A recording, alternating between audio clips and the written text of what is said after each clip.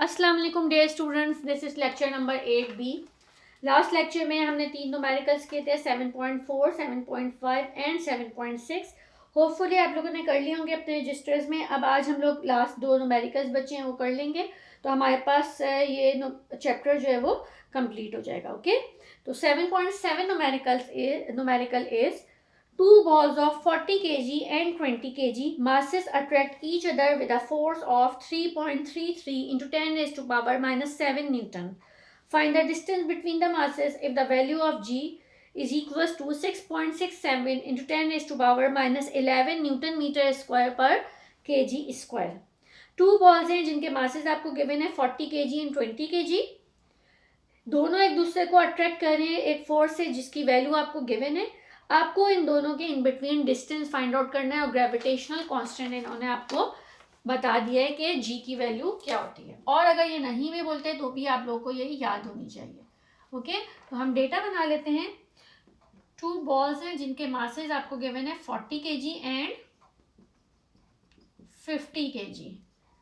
ठीक है, 20 kg, 50 and 20 given है। अच्छा, और क्या गिवन है हमें? फोर्स गिवन है जिसकी वैल्यू है 3.33 into 10 raise to power minus 7 newton. और हमें जी की वैल्यू पता है 6.67 into 10 raise to power minus 11 newton meter square पर केजी स्क्वायर। और हमें आर फाइंड आउट करना है। ठीक है, ये सारा डेटा आपने बना लिया है। हमें पता है डेटा देखते ही समझ आ जाना चाहिए कि हमें कौन सी वाला फॉर्मूला यूज़ करेंगे। Law of universal gravitation use करेंगे। तो हम लिख लेंगे according to law of universal gravitation F is equals to G m1 m2 upon R square. ठीक है, अच्छा अब हमें क्या फाइंड आउट करना है? आर फाइंड आउट करना है। तो F इधर आ जाएगा और आर इधर आ जाएगा। ठीक है, तो हम पहले इसको सही से लिख लेते हैं, उसके बाद फिर वैल्यूज को सब्स्टिट्यूट करेंगे तो हमारे लिए इजी हो जाएगा इसको सॉल्व करना। आर स्क्वायर किसके इक्वल हो जाएगा? जी m1 m2 अपॉन एफ। ठीक है, इसकी जगह पे अब वैल्यू सब्स्टिट्यूट करते हैं और f की वैल्यू कितनी गिवन थी? 3.33 into 10 raise to power minus 7। अब ज़रा कैलकुलेटर्स निकाल लीजिए सब लोग अपने अपने और कैलकुलेट करें। मैं भी कैलकुलेट कर रही हूँ ताकि अगर कोई मिस्टेक हो तो आप लोग भी देख सकते हैं। ठीक है, कैलकुलेशन में तो हमारे पास क्या आ रही है? 5.336 into 10 raise to power minus 8। और ये तो एज इट इज़ वैल्यू है। ठीक है, अब इनको हम दोनों को न्यूमरेटर और डिनोमिनेटर को कैलकुलेट करते हैं तो आंसर क्या आएगा? 0.1602 आ रहा है। ठीक है, ये है आर स्क्वायर। मुझे आर स्क्वायर नहीं फाइंड आउट करना, मुझे क्या फाइंड आउट करना है? डिस्टेंस फाइंड आउट करना है, यानी आर फाइंड आउट करना है। यहाँ पे स्क्वायर की वैल्यू निकल के आई। हम क्या करेंगे, अगर मैं रूट ले लूँ दोनों साइड पर तो यहाँ पे आर की वैल्यू फाइंड आउट हो जाएगी taking square root on both sides.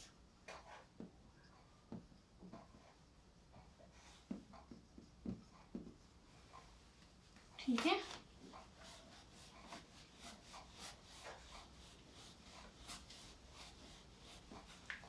तो हमारे पास क्या हो जाएगा?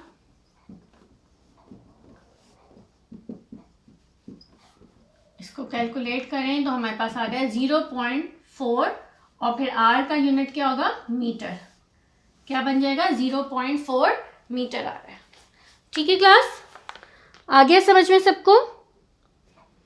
ओके, लास्ट न्यूमेरिकल है the distance from the earth to sun is 1.49 into 10 raise to power 11 meter. The mass of earth is 6 into 10 raise to power 24 kg and mass of sun is 2 is to 10 raised to power 30 kg. Compute the gravitational force between them. Mass of sun और Earth और इनके in between का distance हमें given है। हमें इनके in between क्या find out करनी है? फोर्स फाइंड आउट करनी है। तो हम सारी चीज़ें जो हमें गिवन है हम उसका डेटा बना लेते हैं। ग्रेविटेशनल कांस्टेंट की वैल्यू हमें ऑलरेडी नोन होती है, हम उसको भी लिख लेंगे और फिर इसकी फोर्स फाइंड आउट कर लेते हैं। ठीक है, तो हमारे पास सबसे पहले क्या गिवन है,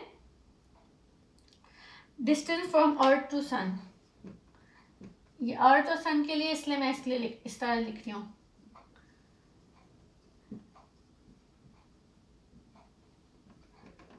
ये एक ही लाइन में आ जाएगा। 1.49 10⁻11 मीटर्स। अच्छा, दूसरी चीज हमें क्या गिवन है, मास ऑफ अर्थ गिवन है। कितना गिवन है, 6 × 10⁻24 kg। ठीक है, फिर क्या गिवन है, मास ऑफ सन गिवन है, जो है, मैं इसको ऐसे लिख देती हूँ, मास ऑफ सन 30 kg। ये मुझे ऑलरेडी नोन होता है कि मुझे पहले से पता है कि g की वैल्यू क्या होती है। ठीक है, आपको ये याद होनी चाहिए। फोर्स फाइंड आउट करनी है। Solution, according to law of universal gravitation F = Gm1m2 upon r² होता है। ठीक है,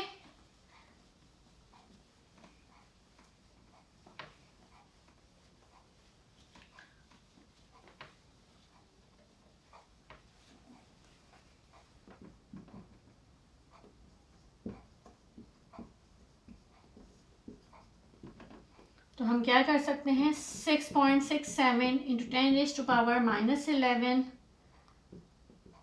और मास ऑफ अर्थ कितना गिवन है आपको, 6 × 10⁻24, 6 × 10⁻30, सॉरी 6 नहीं है यहाँ पे, 2 × 10⁻30 है। ठीक है, और डिवाइडेड बाय आर की वैल्यू कितनी गिवन है, 1.49 10⁻11 और इसका फिर स्क्वायर है। ठीक है, तो हम पहले न्यूमरेटर को कैलकुलेट कर लेते हैं और फिर डिनोमिनेटर को कैलकुलेट कर लेंगे। तो न्यूमरेटर में आप लोग भी कैलकुलेट करें साथ में। हमारे पास क्या आता है,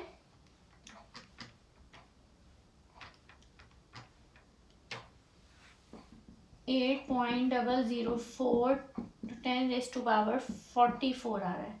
ठीक है, और इसको कैलकुलेट करके देखते हैं। 1.49 एक्सपोनेंट 11 का स्क्वायर अगर हम ले लेते हैं इनको, तो इसका आंसर आ रहा है 2.201 10⁻22 और डिवाइड करके आपका बनेगा 3.6 × 10⁻22 न्यूटन। ये हमारे पास आ गई है फोर्स। ठीक है क्लास, आगे समझ में, ये हमारे पास न्यूमेरिकल जो है वो कंप्लीट हो गया है। ठीक है, सारे न्यूमेरिकल्स कंप्लीट हो गए हैं चैप्टर नंबर 7 के। अब आप लोगों को करना क्या है, ये वाला जितना भी मैंने काम आप लोगों को करवाया है चैप्टर नंबर 7 अपने अपने रजिस्टर्स में कंप्लीट कर लीजिएगा विद न्यूमेरिकल्स। और उसके अलावा ज़रा आप लोग फिल इन द ब्लैंक्स और ट्रू फॉल्स आपके पेज नंबर 120 पे गिवन है, आपको अपने रजिस्टर्स में नहीं करना है, लेकिन मैंने पहले ही बोला था कि अच्छी तरीके से चैप्टर रीड किया करें, तो ये आप लोग फिल इन द ब्लैंक्स और ट्रू फॉल्स वगैरह कर सकते हैं, क्योंकि एग्जाम्स में आपके पास MCQs कहीं से भी आ सकते हैं, ज़रूरी नहीं है बुक वाले ही आएँ। तो मैंने पहले भी बोला है कि ये आप लोग को अब खुद करना है। तो इसमें ज़रा सा आप लोग देख लें, नंबर 1 पे गिवन है G इज़ कॉल्ड, क्या कहलाता है G, ग्रेविटेशनल कॉन्स्टेंट है। नंबर 2 पे लिखा हुआ है in case of satellite the necessary acceleration is provided by, कौन प्रोवाइड कर रहा होगा सैटेलाइट को acceleration, gravitational force. Number 3 the centripetal force is always directed towards the centre of the circle, ये मैंने आप लोग को बार बार ये चीज़ बताई है। अच्छा, अब लास्ट वाला देखते हैं, if the speed of a body moving in a circle is doubled, अगर एक बॉडी मूव कर रही है सर्कल में, उसकी स्पीड को डबल कर दें तो इट्स एक्सेलरेशन बिकम्स, इसकी एक्सेलरेशन क्या होगी, ये इसी वजह से ये वाला मैं MCQs की वजह से ही ये बता रही थी आप लोगों को। मैंने आई थिंक जब आपको एक्सेलरेशन पढ़ाई थी, सेंट्रीपिटल एक्सेलरेशन, तो जब भी शायद समझाया था, और अभी फिर बता रही हूँ कि इस तरह के न्यूमेरिकल्स आते हैं। फॉर एग्जांपल आपको पता है कि एक्सप्रेशन का फॉर्मूला होता है वी स्क्वायर अपॉन आर, और मैं बोलूँ वी को मैं डबल कर दूँ, डबल करने का मतलब है 2 टाइम्स ले लूँ, ठीक है। तो ये हो जाएगा 2 का square 4v square upon are. अगर मैं देखूँ 4 और इसको मैं अलग करूँ तो ये तो v स्क्वायर अपॉन आर क्या बनता है, दोबारा एक्सेलरेशन ही है। तो कितने टाइम्स हो गई, अगर स्पीड को हमने डबल कर दिया, स्पीड को हमने क्या किया, डबल कर दिया, तो डबल होने की वजह से क्या हो जाएगा, 2v का होल स्क्वायर बन जाएगा। जब स्क्वायर इसके ऊपर अप्लाई होगा तो 2 2 जार 4 होके 4 टाइम्स ऑफ एक्सेलरेशन हो जाएगी, ठीक है। यानी स्पीड डबल होने की वजह से सेंट्रीपिटल एक्सेलरेशन क्या हो जाती है, 4 टाइम्स हो जाती है। क्या हो जाती है, 4 टाइम्स हो जाती है, ठीक है। ये मैंने आप लोगों को पहले भी करवाया था और अभी मैंने फिर दोबारा समझा दिया है। तो इसका आंसर आएगा 4 टाइम्स। अच्छा, मैंने पहले भी बताई थी ये बात और मैं दोबारा बता रही हूँ कि अगर हमारे पास स्पीड की जगह मैं आपको बोलूँ कि आप लोगों के पास ये आर जो है वो डबल हो जाए, तो आपके पास क्या होगा, ये हो जाएगा 2 टाइम्स हो जाएगा ना, 2r। अच्छा, v स्क्वायर अपॉन आर को अलग कर दें, यहाँ पे कुछ नहीं आया, 1 आया और यहाँ पे डिवाइड बाय 2 हो गया। अगर r डबल होता है तो हमारे पास एक्सेलरेशन क्या हो जाती है, हाफ हो जाती है। एक्सेलरेशन क्या आ जाती है, हाफ हो जाती है, ठीक है क्लास। तो इस तरह से आप लोगों को मैंने पहले भी समझाया था, अभी फिर बता रही हूँ, क्यों, क्योंकि ये चीज़ें आपके पास इसमें एमसीक्यूज़ में आ सकती हैं, ठीक है। चलें, अब आप लोग अपने अपने रजिस्टर्स में सारा काम कंप्लीट कर लीजिएगा, तो हम लोग फिर नेक्स्ट लेक्चर में इंशाल्लाह न्यू चैप्टर स्टार्ट करते हैं। Okay class, thank you.